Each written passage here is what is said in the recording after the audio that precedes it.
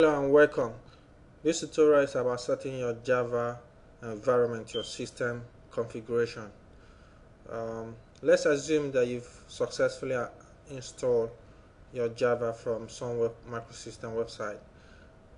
If you haven't, this is what you do. You go to your System Internet Explorer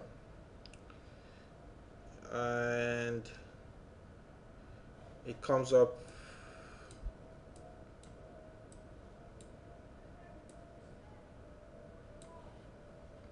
Yeah, we go to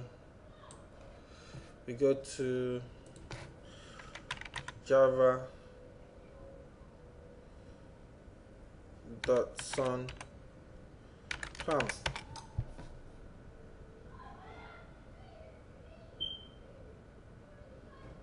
and you go to the download section. You can go to the download section from the top excuse me, from the top menu bar, and you can go to the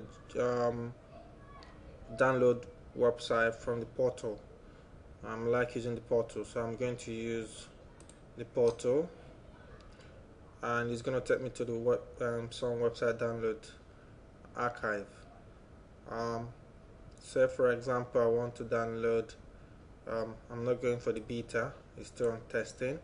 So say I want to download update 6.7 or something.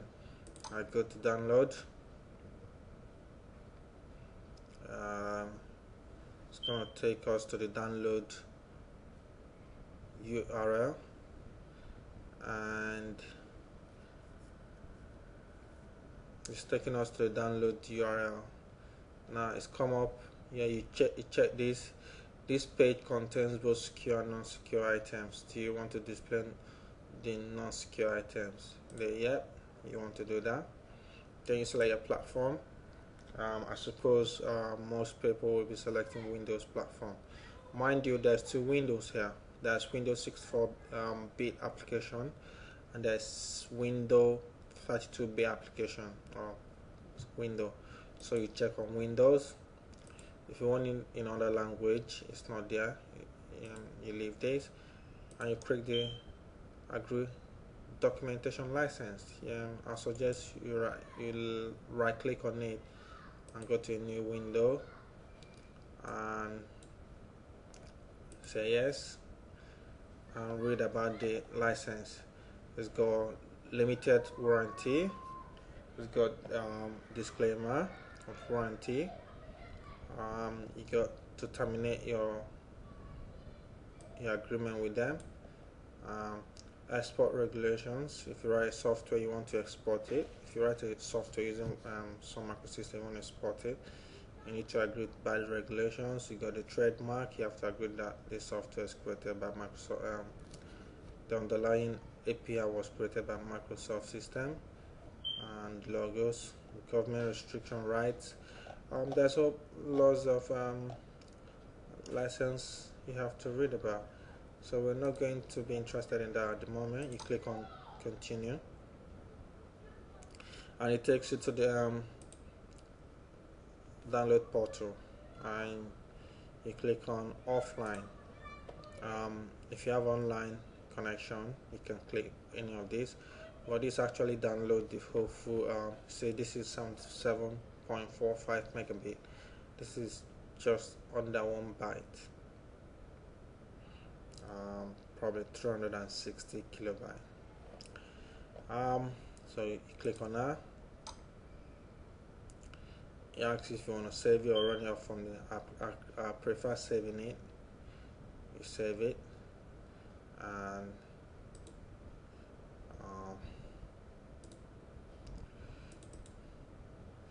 so you save it here.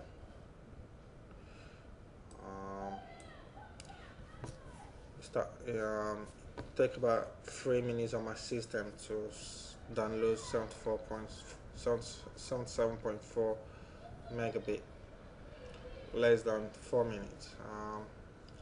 We're not going to wait on that download.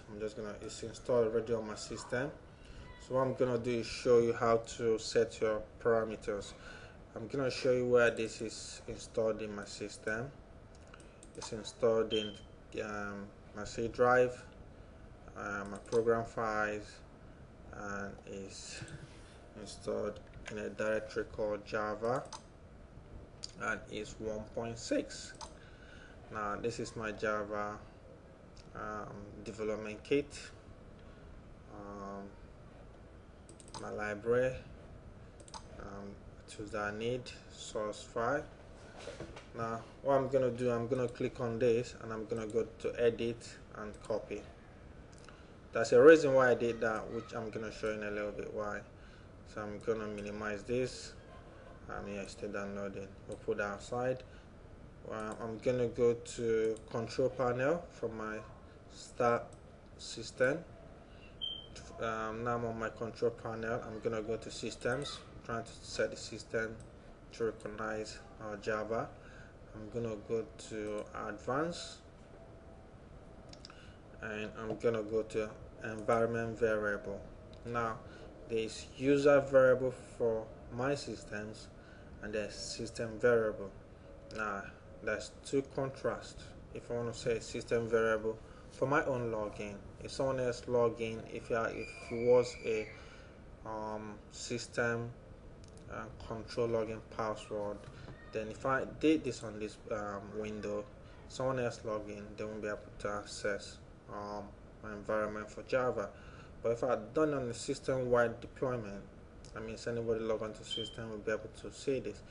So I've already done that. Normally, if I haven't, what I'll do is go to new, and normally it's a bit of a it's a recommended practice to give your variable name with the variable name your variable the name that comes with the variable, like for instance Java.